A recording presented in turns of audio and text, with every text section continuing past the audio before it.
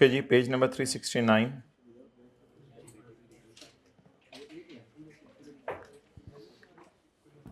Question number 23, 369। Question number 23, identify due date of filing of return under the following cases. एक individual है, income from business कमा रहा है, जो कि नॉर्मल टैक्स रिजीम में गिरती है। तो ये इंडिविजुअल है आपके सामने, ये इनकम फ्रॉम बिजनेस कमा रहा है, जो कहाँ गिरती है? नॉर्मल टैक्स रिजीम में। तो अब सवाल हमारा आज का ये है कि हमने जो है वो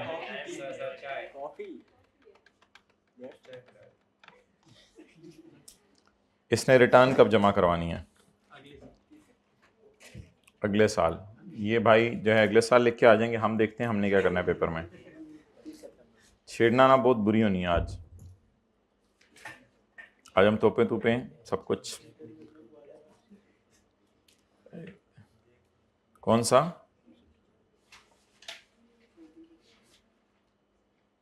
रिटर्न कब जमा करवानी है? तो एक इंडिविजुअल ने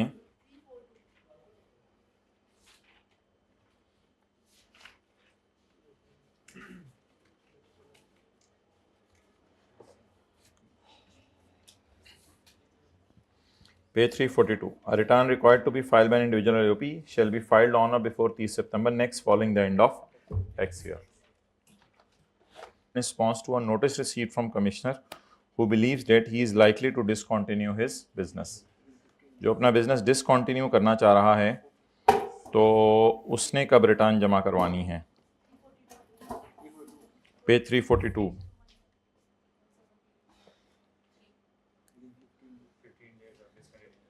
खुदा का खौफ करो, वो पूछ रहे रिटर्न कब जमा करवानी है।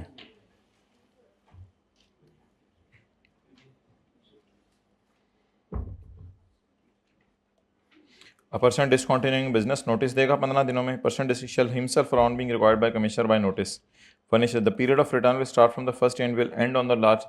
This period shall be treated as February. If tax paid does not a return furnished here shall be treated as deemed assessed. इसको ऊपर डाला हुआ था हमने, सेक्शन 118 में डाला हुआ था,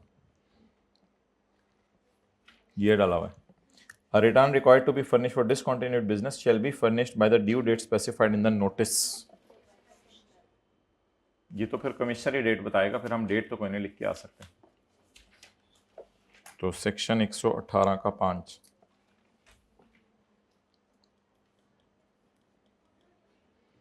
an individual filing return in response to a notice received from commissioner for not filing return of income of previous year. ये पहले बताएं नोटिस इसने भेजा कमिश्नर ने किस पॉइंट के तहत है? An individual filing return in response to a notice received from commissioner for not filing return. Commissioner का नोटिस आया, तुमने रिटर्न जमा नहीं कराई। जरा ढूंढें ये नोटिस कहां कमिश्नर भेजता था कि तुमने रिटर्न जमा नहीं कराई। ये जरा ढूंढें ये नोटिस कमिश्नर कहां भेजता था, तुमने रिटर्न जमा नहीं कराई। एक्सेलेंट, 114 का 4।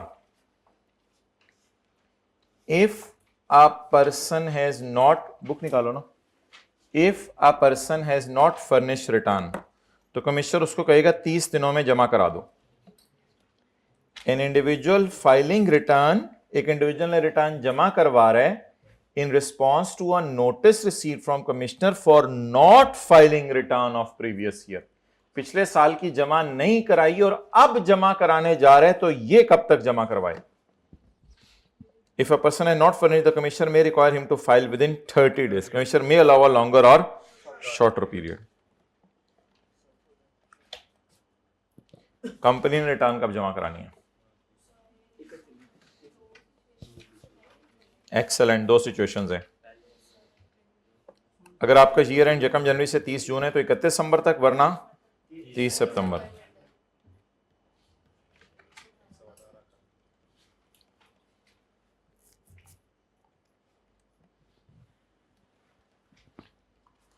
वो सर्कमस्टांसेस बताएं जिसमें कमिश्नर को पावर है कि किसी से मांग ले 12 महीने से कम की रिटर्न, अगर उसकी डेथ हो जाए, अगर डिसकंटिन्यू हो जाए और सब कुछ। Also state the power of commissioner if such person fails to furnish return. 12 महीने से कम की आपकी रिटर्न मांगी और अब आप जमा नहीं करा सके तो कमिश्नर के पास क्या पावर है? बेस्ट जजमेंट असेसमेंट कर सकते। तो ये आज पढ़ा था सेक्शन 121 में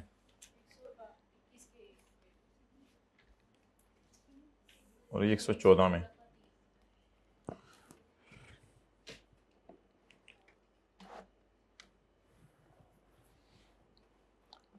Haider is a filer. Filer से मतलब है अपनी रिटर्न फाइल करता रहता है।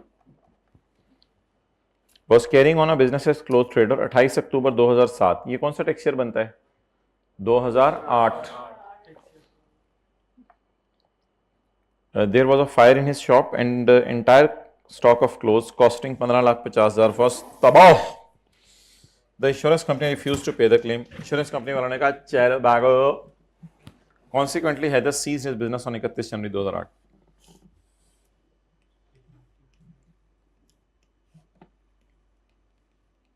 तीस जून 2008 और 30 जून 2009।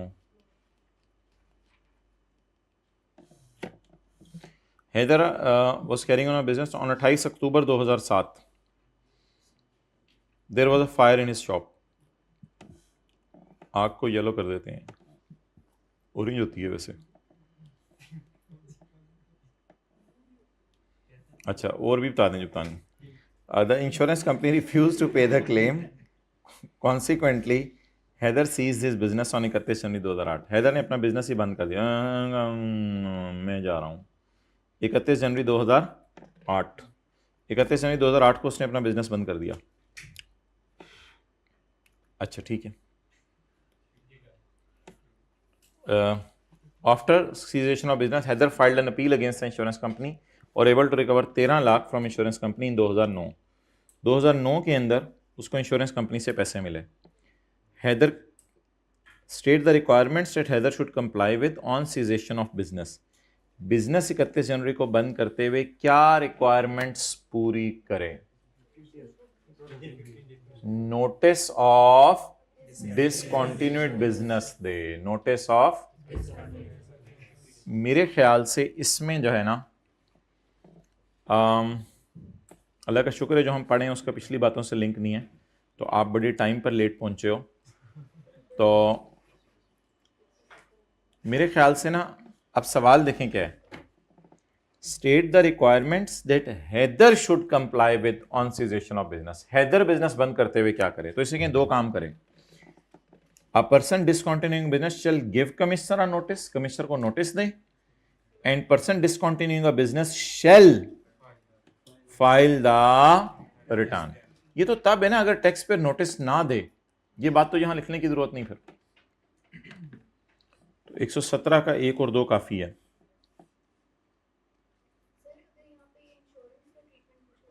वो अगली लाइन में आ रहा है, पूछ लिया, अल्लाह का शुक्र है।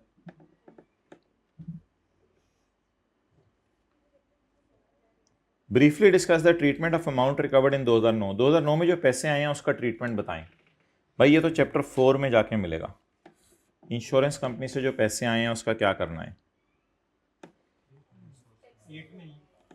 चैप्टर नंबर 4 में।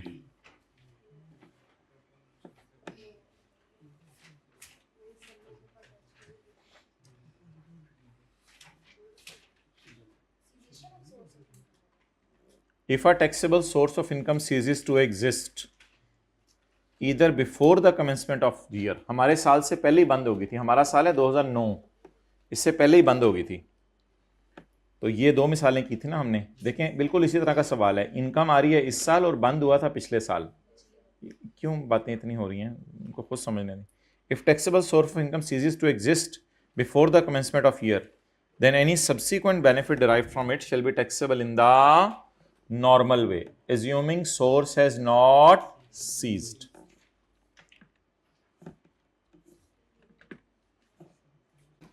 ओके जी। तो इसके जवाब में क्या लिख के आएंगे? चैप्टर 8 का सेक्शन, चैप्टर 4 का सेक्शन नंबर 72। यानी ट्रीटमेंट ये है अमाउंट रिकवर्ड की कि it will be assumed as income. ये इनकम एज्यूम की जाएगी और एज्यूम किया जाएगा ये कारोबार आपका बंद, क्योंकि जब कारोबार बंद हो जाता था तो लोग पैसे आते थे, लोग कहते थे इसको हमने इनकम इसलिए नहीं डालना क्योंकि कारोबार बंद हो गया है। तो वो कहते हैं तुम लोग समझ रहे हो कारोबार बंद हो गया, एज्यूम कर लो कारोबार बंद नहीं हुआ, क्योंकि कारोबार तो कारोबार है।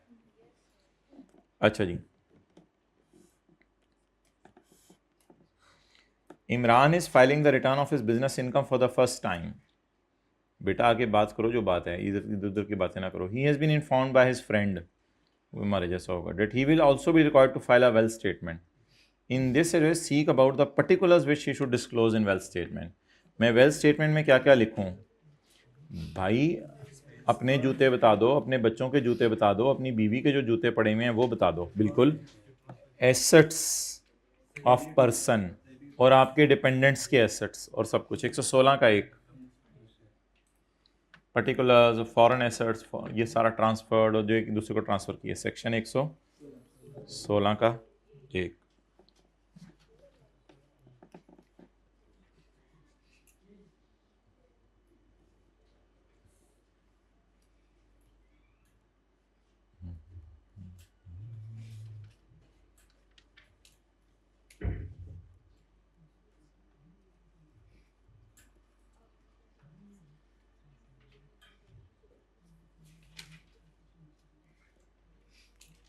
ईडीआरसी तो अभी नहीं पढ़ा हमने।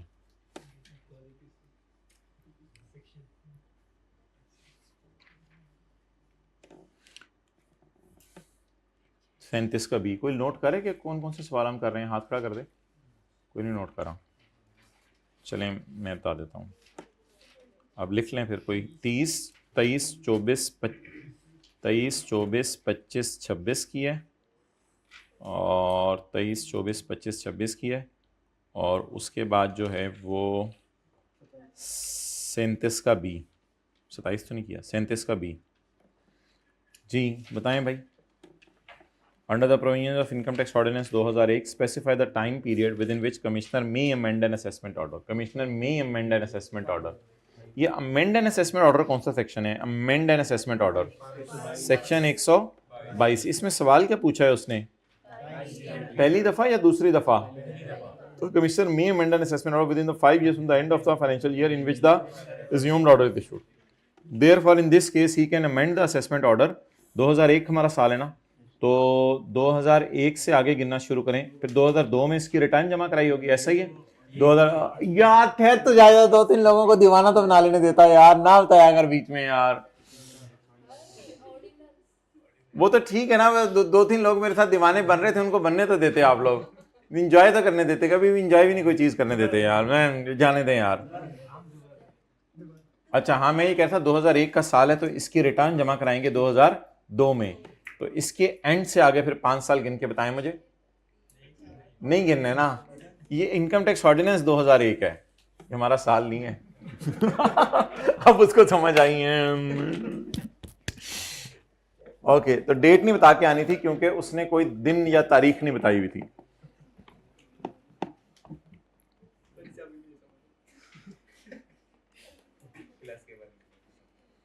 अच्छा जी, 34 का ए 1,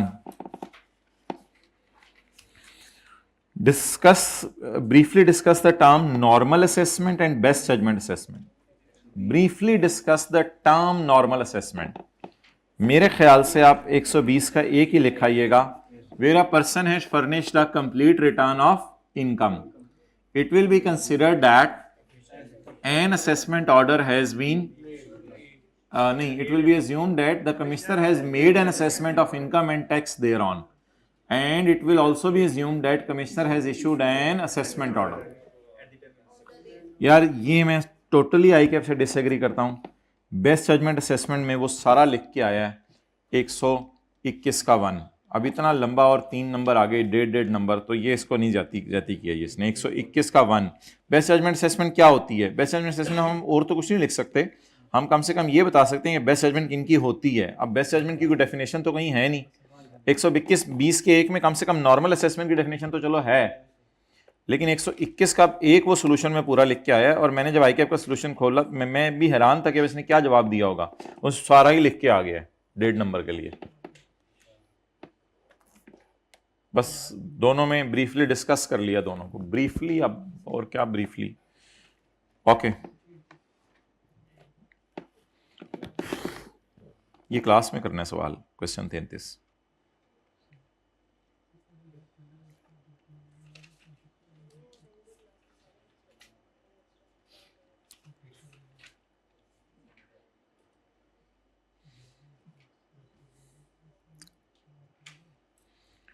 अच्छा जी, state the requirements which a person should comply with in discontinuing business. ये वो किया था हमने 119 का, 117 का 1 और 2। Narrate the conditions under which ज़िया हैज़ टू यार ये भी नॉर्मल क्लास में ही करेंगे। अच्छा ये तो अब हो गया ना। Identify the due date for filing of return in each of the following. Company 30 सितंबर, इसकी ड्यू डेट बताएं। जाके देख लें, भूला मैं माय डियर, मैंने कौन सा आपको रिवाइज करने को कहा था, ज़रा जाके ढूंढ लें अभी। हाँ रिवाइज तो हुआ था लेकिन वो थोड़ी जल्दी जल्दी क्विकली हुआ था। तो नहीं, फाइनेंशियल ईयर के एंड का इसका कोई ताल्लुक नहीं है माय डियर, ऐसे ना करें। रिटर्न फाइल का फाइनेंशियल ईयर के एंड से कोई ताल्लुक नहीं है। वो जो टैक्स ईयर किधर है जरा मुझे बता दें, ऊपर है नीचे है, नीचे है, नीचे नीचे नीचे नीचे ये मेरा ईयर एंड कब एंड हो रहा है, 30 सितंबर को। तो फिर तो यहाँ पे आएगा ना 30 सितंबर, तो ऑन और बिफोर 30 सितंबर। तो 30 सितंबर 11 के बाद कौन सा 30 जून आएगा। अभी रिवाइज नहीं किया हुआ आपने, मैंने कहा था एक ब्रेक लगाया करें। 30 सितंबर 11 के बाद कौन सा 30 जून आएगा, 30 जून। 12 के बाद सितंबर कौन सा, तो ये जवाब होगा इसका। बोलें कंपनी में जुलाई से दिसंबर वालों को सितंबर में बुलाना होता है। बोलें कंपनी में जुलाई से दिसंबर वालों को सितंबर में बुलाना होता है। एक कंपनी का ईयर एंड हो रहा है 31 दिसंबर, ये भी कंपनी है, हाँ ये भी कंपनी है। इसका ईयर एंड कब हो रहा है, 31 दिसंबर। वो भी वो यहां आ गया ना, ये भी 31 दिसंबर। तो 31 दिसंबर के बाद सोचें 30 जून कौन सा आ रहा है, 30 जून। 12 के बाद सितंबर देखें, कंपनी का ईयर एंड 31 मार्च। यार ये आपको बिल्कुल सवाल अच्छे तरीके से याद आ जाएंगे जब आप ये वाली डायग्राम घर में जाके देखेंगे जो हमने बनाई हुई है जी। मार्च वालों को कब बुलाने हैं, तो मुझे बताएं मार्च के बाद कौन सा 30 जून आ रहा है। ये कहाँ किए हुए हैं, ये सवाल यहाँ किए थे, ये जो आपको कराए थे सारे। असल में यार तरीका ये देखना होता है कि इसके बाद कौन सा 30 जून आ रहा है, इसके बाद कौन सा 30 जून आ रहा है, 30 जून 12। लेकिन इनको बुलाना कब है, मार्च वालों को, मार्च वालों को बुलाना कब है, 31 दिसंबर। तो 31 दिसंबर। A partner of AOP, if the income of AOP, if the income year of AOP would end on 30 जून 2012। तो भाई पार्टनर है या AOP है उससे तो कोई फर्क नहीं पड़ता, पार्टनर हो या उसका AOP हो उससे कोई फर्क नहीं पड़ता। इंडिविजुअल AOP के लिए एक ही रूल है, 30 सितंबर तक आना है। तो कौन सा 30 सितंबर, 12, 3 महीने बाद जो आ रहा है।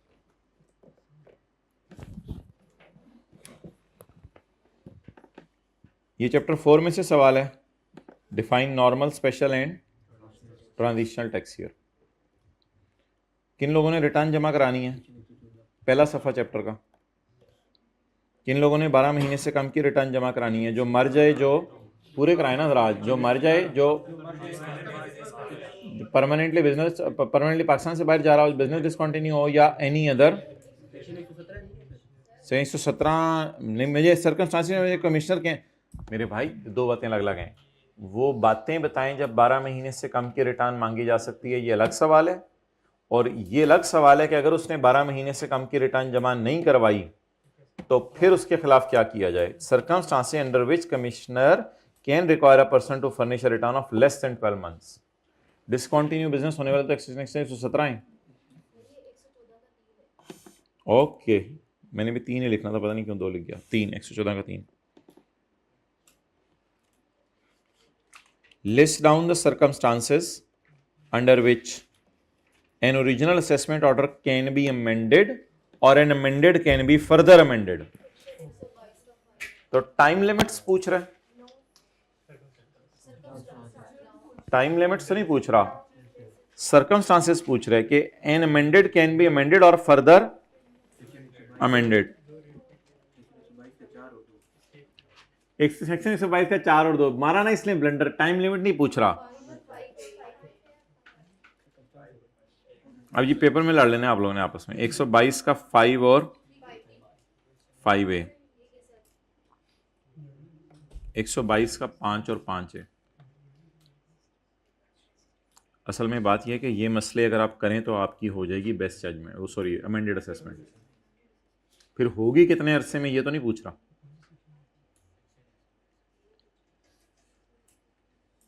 भाई ये वाला सेक्शन भी नहीं पता, मशहूर ज़माना।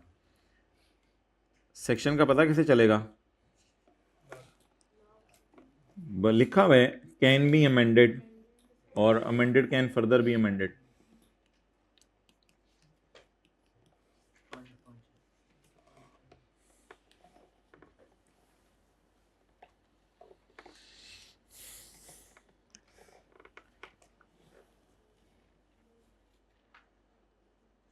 One of your clients has received a notice demanding payment of tax in respect of an order issued by commissioner, against which your client intends to file an appeal to ATIR. कहते हैं मैं ATIR में appeal करने जा रहा हूं। You are required to explain the provisions contained in law regarding stay of demand by ATIR. Regarding stay of demand, stay of demand से क्या मुराद है? Excellent, stay tax recovery. Stay of demand से क्या मुराद है? टैक्स रिकवरी को stay कर दें। आज पढ़े कोई हाथ खड़ा करके जबानी बताए एपलेट ट्रिब्यूनल में मैं जा रहा हूं, मैंने टैक्स जमा कराना है या नहीं कराना, कोई जबानी हाथ खड़ा करके बता दे। मैं आपको मजे की बात, तो मैंने भी वो प्रोविजंस आज पहली दफा पढ़ी हैं क्योंकि लॉ चेंज हुआ है। मैं कोशिश करूंगा आपको जबानी बताने की। 4 पॉइंट्स हैं, मुझे अभी तक याद है, हालांकि मैंने भी सुबह सुबह पढ़ा है, मुझे पता है वो 4 पॉइंट्स हैं उसमें। आप भी मुझे वो 4 पॉइंट्स बताने की कोशिश करें। हमने ये पढ़ा था कि अगर आप ATIR को अपील कर रहे हैं, इसका मतलब ये नहीं है कि टैक्स जमा नहीं कराना, टैक्स तो जमा कराना ही कराना है। लेकिन अगर आप ATIR को एप्लीकेशन दें तो वो आपको 90 दिन की छूट दे सकता है, और ये 90 दिन की छूट जो है वो ज्यादा टाइम में बदल जाएगी अगर ATIR 90 दिन में फैसला ना सुना सका तो उससे ज्यादा छूट मिल जाएगी। और एक बात और लिखी हुई थी, अब जाहिर बात है पेपर आपकी है, मैंने तो कुछ याद भी नहीं किया था। एक बात और लिखी हुई थी, नहीं अगर फैसला ना हो वाली बात तो मैंने कर दी।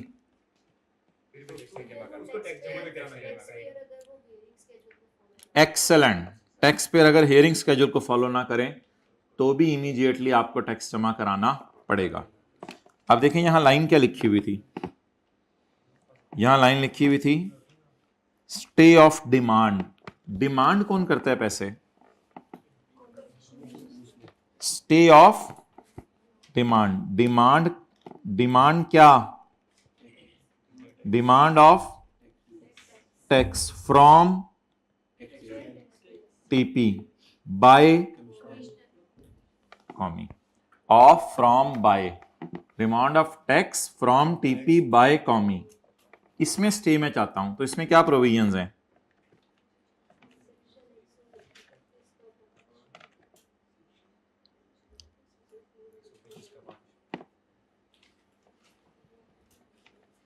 जी क्या प्रोविजंस हैं? सेक्शन 131 का 5। सोल्यूशन में देख के आएंगे 131 का 5 लिखा हुआ है, पता नहीं वो अपडेट तो किए थे सोल्यूशन, ये लिखा हुआ है 131 का 5, बस ठीक है। अच्छा माय डियर,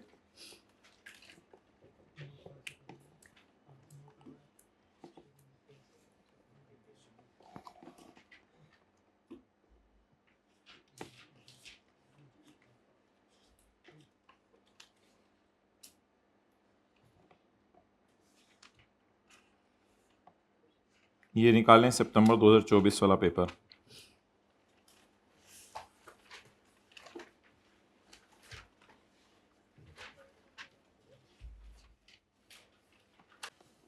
अच्छा अब निकालें मार्च 2024 का, सितंबर में मार्च 2024 का।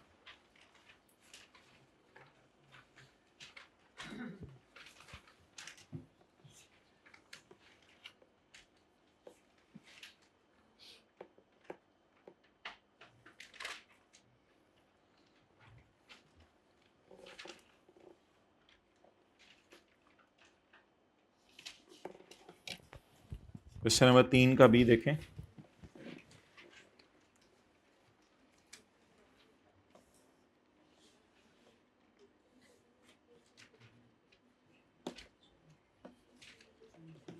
बहुत आसान सवाल आया था,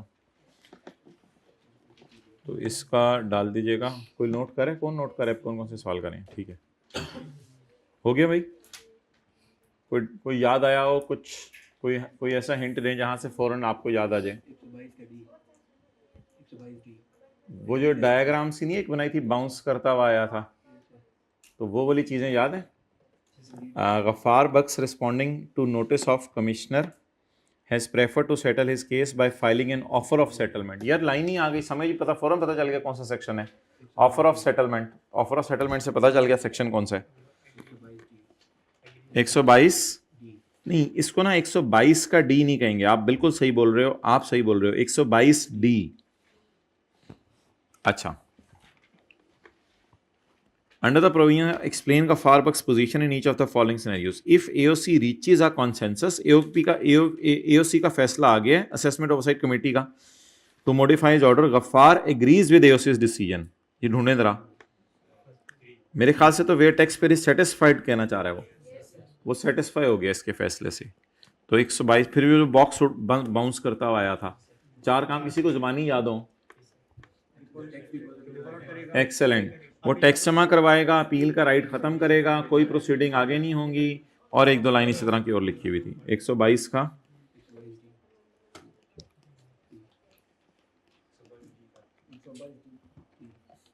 अच्छा, अगर गफ्फार बस डिसएग्री करे, ढूंढने जरा, क्योंकि काफी दिन हो गए पड़े हुए, ढूंढने जरा अपनी।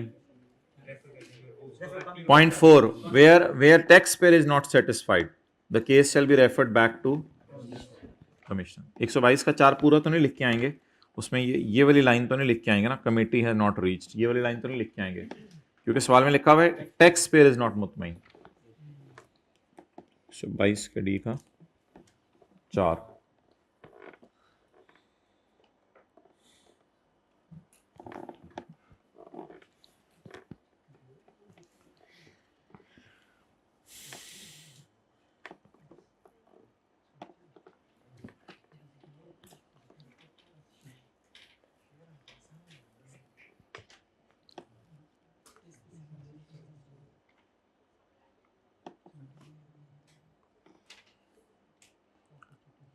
अच्छा, ये निकालें 6 का, ये जरा, ये सेल्स टैक्स में से है। ये ना 2-3 टेस्ट पहले आया था आपको, और इसका सोल्यूशन उस टेस्ट में अवेलेबल है। चैप्टर कौन सा है सेल्स टैक्स का? 20। एक डेफिनेशन जरा रिवाइज करें। एक्सेलेंट। सप्लाई नहीं, टैक्सेबल एक्टिविटी। बिला वजह एक्सेलेंट कहता रहता हूँ, सोच के एक्सेलेंट कहना चाहिए, पता नहीं क्यों कभी कभी ऐसे जज्बात में एक्सेलेंट मुंह से निकल जाता है। उसने बोला था सप्लाई, मैंने टैक्सेबल एक्टिविटी सोचा हुआ था, मुंह से निकल गया। नहीं, ऐसे नहीं होना चाहिए। अच्छा जी, आप मेरी बात सुने। टैक्सेबल एक्टिविटी, टैक्सेबल एक्टिविटी ये होती है जिसमें आप कोई बिजनेस कर रहे हो, चीज़ें खरीद के बेच रहे हो या बना के बेच रहे हो, और सेल ऑफ गुड्स कर रहे हो, प्रोवाइडिंग ऑफ सर्विसेज कर रहे हो, या दोनों कर रहे हो। A one of adventure in the nature of trade, यानी ये एक्टिविटीज ऐसी हैं जो टैक्स बल हैं, यानी जिन पे टैक्स लग ना है। और वन ऑफ एडवेंचर का मतलब यह था कि कोई एक दफा आपने चीजें बना के बेच दी, आप आमतौर पे नहीं बनाते। और anything done during commencement termination. लेकिन अगर एम्प्लॉयर को सर्विस दे रहे हैं, वो टैक्सेबल एक्टिविटी नहीं है। और अगर आप कोई हॉबी के तौर पे काम कर रहे हैं, जैसे मैंने कहा था मोटरें बना के लोगों को ऐसे ही देने लग गए, तो वो भी टैक्सेबल एक्टिविटी नहीं है। Nadeem received a salary of the, अच्छा, और चीजें बेचना भी टैक्सेबल है और सर्विसेज देना भी टैक्सेबल है। Nadeem received a salary of 2.5 lakh for the month of February from his employer. ये कहां फॉल करेगी? यहां पे। डन, इजी मार्क्स मिल जाने थे। Okay. Zahab provided consultancy services for his startup business for an agreed amount of consideration। ढूंढने जरा। Excellent, taxable activity। Why? नहीं, ये तो भाई को दे रहा है, इससे क्या फर्क पड़ता है? इससे क्या फर्क पड़ता है? Shahzeb played the piano, an instrument he has played since childhood, at his parents' anniversary party। बस रिक्रिएशनल हॉबी में डाल सकते हैं आप इसको। ये टैक्स तो नहीं, अब कमिश्नर कहेगा कि यार तुम पियानो बजा रहे हो, चलो टैक्स दो। एट पेरेंट्स एनिवर्सरी, अच्छा पेरेंट्स एनिवर्सरी का पेरेंट्स मैरिज लिखा, अच्छा .4 sorry .4 sorry for Furqan who works as an accountant for Binish Enterprise owned by Miss Binish gives match tuition to Binish daughter। ये जरा सोच के बताएं, अब ये बीइंग एन एम्प्लॉय सर्विस दे रहा है या उसको अलग फीस मिल रही है इस काम की, तो ये कहां फॉल करेगा? सर्विसेज में। चलें अपने पे बाद में सीखा घर जाके, आगे चलें। कुरत लहंतु की कीता है, हॉबी है कि केक्स बनाऊं, और उसने कराची में स्टॉल रेंट पे लिया है, जो रेडी भी कहते हैं जिसको, स्टॉल रेंट पे लिया है, and sold her baked item. भाई ये तो अब टैक्सेबल बन गया, ये one of nature of trade हो गई। ट्रेडिंग क्या होता है? बेचना। अगर हॉबी वाली चीजें बेचने लग जाए तो फिर कौन सी हॉबी है? अच्छा, अब अगर कोई कुरतुलैन है वो रेडी के ऊपर जो है चीजें बेच रही है केक बना के, तो क्या इमी तो हॉबी है? कमिश्नर जाओ पैसे पाके घर जा रही है, अब्बा जी 100 वाला केक 118 ਦਾ ਵੇਚੋ, ਤੁਸੀਂ ਲੁੱਟ ਪਾਈ ਹੈ ਇੱਥੇ। ਤੇ हॉबी से कोई फर्क नहीं पड़ता, सो इट इज टैक्सेबल।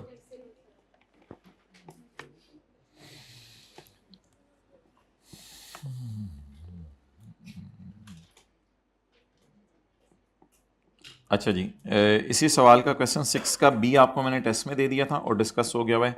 6 का सी मैं कोशिश करूंगा ये इस फरवरी के शुरू में ना आपको ये सारा कंपाइल करके भी दे दूं, क्योंकि मुख्तलिफ टेस्टों में डाल के ये सारे पास पेपर कवर्ड हैं, अल्लाह का शुक्र है। वो इक्का दुक्का होंगे छोटे मोटे। अ कमिश्नर हैविंग जुरिस्डिक्शन अगर मुतमईन है कि एक रजिस्टर्ड बंदा फेक इनवॉइस इशू कर रहा है, एक बंदा टैक्स एवेड कर रहा है, फ्रॉड कमिट कर रहा है, तो कमिश्नर उसकी रजिस्ट्रेशन आपको पता है सस्पेंड कर सकता है थ्रू सिस्टम।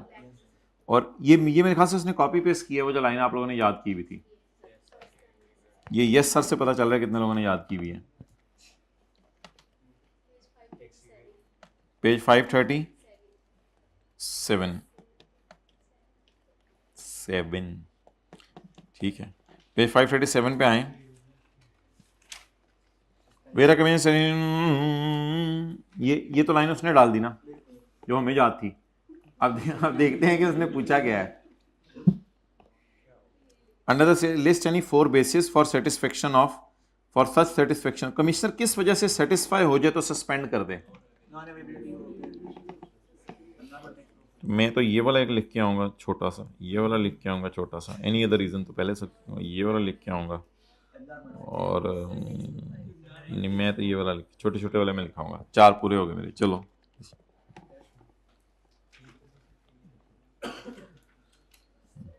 अच्छा, ये न्यूमेरिकल आया था टेस्ट में। अब इसमें क्या मसला था? कुछ भी नहीं था। देखें ज़रा, ये जो सेल्स हैं मिस्टर कौन से वाली वन बताइए ना कहाँ डला है? ये परचेज हैं, ये परचेज हैं। बताएं परचेजेज हों या सेल हों, ट्रेड डिस्काउंट माइनस करते हैं या कैश डिस्काउंट? तो 2 और 1 दोनों माइनस हुए हुए थे, हमने क्या करने थे? एक माइनस, तो रिवर्स कर देना था।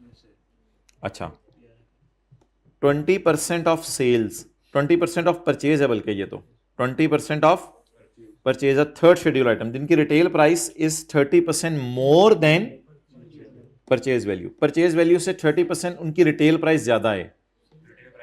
अच्छा, इसमें 30%, 20% ऑफ सप्लाई, इसका 20% कितना हो गया? पहले आप लोगों ने करना क्या था? परचेज शो करनी थी। परचेज सवाल में कितनी गिवन थी? यानी वर्किंग 1 इनपुट वाली वर्किंग 1। परचेज 20 माइनस 20% ऑफ 20 कितना आ गया? 20 माइनस 20% ऑफ 20 नहीं 16 नहीं 4 को बाहर निकालना था। और मेरा मशवरा है कि नई लाइन डाल के retail value is 30% more than purchase value. तो what is purchase value my dear? 20 में मसला है या 20 में 20% का मसला है? तो 4 को निकाल दें और 4 को 1.3 कर दें। नहीं समझ आ रहा तो 4 जमा 30% ऑफ 4। तो बताएं पड़ी किस पे होनी चाहिए थी? मैं कर लेता हूं। 5.2 पड़ी किस पे हुई थी? कितने लोगों ने ये सही किया था टेस्ट में? कितने लोगों से थोड़ी गड़बड़ हुई है? देखें गड़बड़ क्यों हुई माय डियर, देखें इधर 20% ऑफ परचेज यानी कितना? 20 जरा 20%, 4 को निकाल दें। 4 की रिटेल वैल्यू 30% ज्यादा है इसकी परचेज वैल्यू से, तो थर्ड शेड्यूल वाली चीजों को किस पे रिकॉर्ड करते हैं? तो ये मैंने कितनी माइनस कर दी इसमें से? 4। इसमें निकाल दें और डाल कितने पे दें? 5.2। तो -4 करके +5.2 करना था। ये तो मैथमेटिक्स की मार थी, इसमें और तो कुछ नहीं था। Machine is used for exempt sale, वो तो बस एग्जेम्प्ट सेल में डाल देना था। 10% off sale are made to cottage industry, इन पे 18% लगाना था। इन पे क्या लगाना था? 18%। और बाकी पे फिर ये सेल टू अनरजिस्टर्ड में डला होगा, मुझे पता है। ये कहाँ ये पॉइंट? हाँ, सेल टू अनरजिस्टर्ड में डला हुआ है। तो 10 में से बस माइनस कर देना था आपने एक 10 में से एक माइनस कर देना था ना। This include sale of 2 million, supply of 2 million from cottage industry. भाई इससे कोई फर्क नहीं पड़ता, चाहे अनरजिस्टर्ड बंदे से परचेज करें चाहे कॉटेज इंडस्ट्री से परचेज करें। कॉटेज इंडस्ट्री को हम बेचें तो 118 की बेचनी है चीज, याद रखिएगा। कॉटेज इंडस्ट्री को हम बेचें, देखे ना यार, मैं हुंडा हूं, मेरे पास कोई गाड़ी लेने आ गया है, तो मैं उसको 118 की गाड़ी बेच दूं, कॉटेज इंडस्ट्री आ गई। लेकिन मैं अगर कॉटेज इंडस्ट्री से कारपेट लेने जाऊं तो 100 का। बार बार बताया हुआ, हम परचेज करने जाए कॉटेज इंडस्ट्री से तो 100 रुपए पे खरीदें, हम उसे सेल करें तो, और machine is for taxable sale only.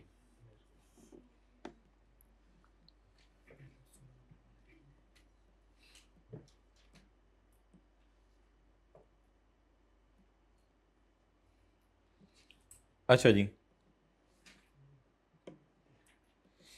Azad enterprise having 2 foreign branches in Kuwait and Syria.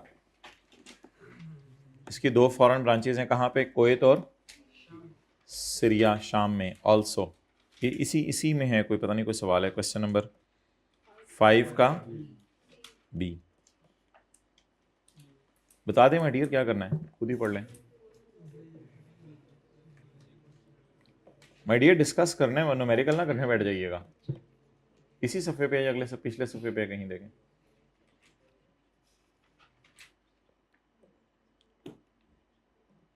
Question 5 का C B.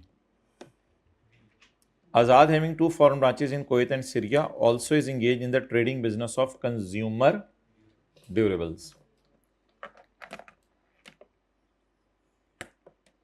In tax year 2024, AE's reported profit was 130 million.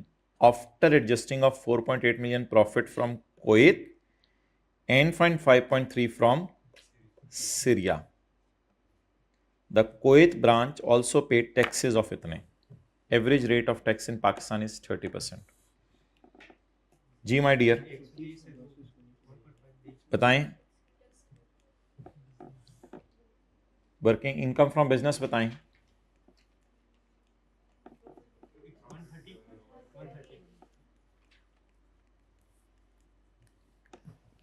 Bongi मारी है तूने एडजस्ट कर दिया है। असल में मेन हेड ऑफिस पाकिस्तान में है। ये जो प्रॉफिट है फॉरेन इनकम से एडजस्ट करके है, तो इसमें फॉरेन इनकम्स नहीं पड़ी होनी चाहिए। भाई मेरे इधर देखें, as profit was 130 after this and this. कुछ समझ आई बात? तो फिर ये किस चीज का प्रॉफिट है? 130 इतना ज्यादा, उधर तो 4.8 और 5.3 है, तो 130 का कहां का प्रॉफिट है फिर? ये पाकिस्तान का। कितने लोगों को समझ आ गया था कि बाकी तो पाकिस्तान का है ना, इसको जरा मैं न्यूमेरिकल करवा रहा हूं, उसने न्यूमेरिकल नहीं मांगा, मैं न्यूमेरिकल करवा रहा हूं, इसको जरा उल्टवाएं। प्रॉफिट तो पड़ा होगा ना, प्रॉफिट पड़ा होगा, इसको उल्टाएं। और लॉस तो बताएं 5.3, कोई मसला नहीं, सॉल्व करके देख लेते हैं अगर पेपर में कोई मसला हो रहा है। जवाब 130 point, what is this my dear? Pakistan source income. अब मुझे कोई बता दे कितने हेड्स में मैं फॉरेन कंट्री में इनकम कमा रहा हूं? एक्सेलेंट, एक हेड। वाई? बिजनेस है बस। तो पहले इन दोनों को सिंपलीफाई करूं या लॉसेस के रूल जाके ढूंढूं? पहले सिंपलीफाई करें और फिर पहले डेटा को इजी करें, फिर सोचें पेपर में कि अगर इनकम आ गई तो एज इट इज डाल दूंगा, अगर लॉस आ गया तो हर फॉरेन लॉस अगले 6 साल तक, और कोई भी फॉरेन लॉस करंट ईयर में किसी और फॉरेन इनकम के अगेंस्ट माइनस। लेकिन हमारी फॉरेन इनकम ही एक है। इस इनकम का नाम बताएं जो फॉरेन इनकम है हमारी। यार इसको कट के रिक्लासिफाई नहीं करते थे आप लोग? इधर से कैपिटल गेन निकाल के इधर डालते थे, अदर सोर्स निकाल के इधर डालते थे, तो फॉरेन इधर से निकाल के इधर डालें। और समझ आ रहा है? फॉरेन इधर से निकाल के इधर डालें। इनकम फ्रॉम, आसान सवाल बनाया उसने, मुश्किल बनाया? आसान। फॉरेन सोर्स इनकम, हाँ जी,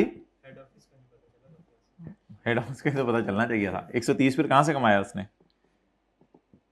अच्छा 4.8 मूंगी मान लो, 4.8 पॉजिटिव है और 5.3, ये तो उल्टा रहे थे ना, इधर साइन ना देखें आप, तो मेरे ख्याल से तो ओवरऑल ही लॉस आ रहा है।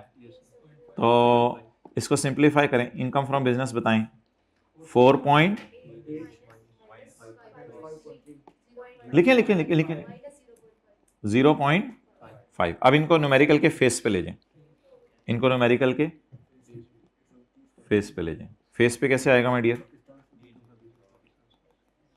पाकिस्तान सोर्स कितनी? 130 पॉइंट। अच्छा फॉरेन लॉसेस को कर सकते हैं माइनस इसमें से पाकिस्तान में, क्या करें? अलिफ पाकिस्तान सोर्स इनकम बा। अच्छा यहां पे कोई लफ्ज बोलें आप,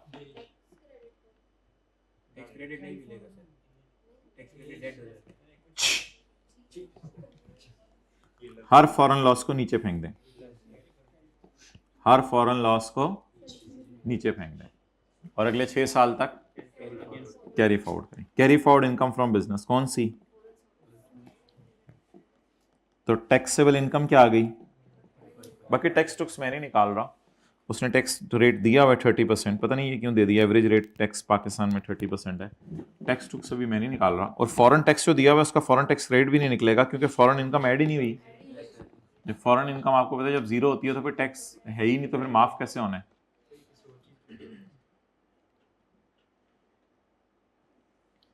ये तो न्यूमेरिकल है। डिस्कशन बताएं जरा हाथ खड़े करके, डिस्कशन बता दें माय डियर हाथ खड़े करके। The figure of 130 is after adjustment of loss of 4.8 and income of 5.3. These should not have been adjusted here because it is a Pakistan source income. So थोड़ा सा मेरे ख्याल से वर्किंग करके अगर आप लिख आते, the Pakistan source income is however 130.5 as calculated below. However, as far as the foreign source income is concerned, there is overall net loss of 0.5 on foreign income, which cannot be adjusted against Pakistan source. So it shall be carried forward till tax year 2030. ये लिख के आना था, ये 2030 तक क्या हो सकती है? कैरी फॉरवर्ड हो सकती है। पता नहीं आई कि अपने क्या लिखा हुआ है। और फिर वो माइनस नहीं होगा, फॉरेन टैक्स रेट नहीं माइनस होगा क्योंकि फॉरेन इनकम पे टैक्स ही नहीं निकल रहा। ये कौन सी अटेम्प्ट है? मार्च स्प्रिंग होती है ना? कौन सा सवाल है? 5 का B.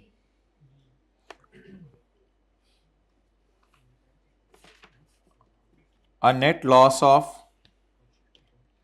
0.5 million from foreign income is Syria shall not be adjusted against Pakistan source income. समझ आ गया? ये 0.5 कट है ना अभी मैंने। Instead this shall be carried for foreign source income in the subsequent तो नहीं लिखना चाहिए था, सब्सिक्वेंट 6 लिखना चाहिए था। इतनी क्या कंजूसी यार, आई क्या हद होती है।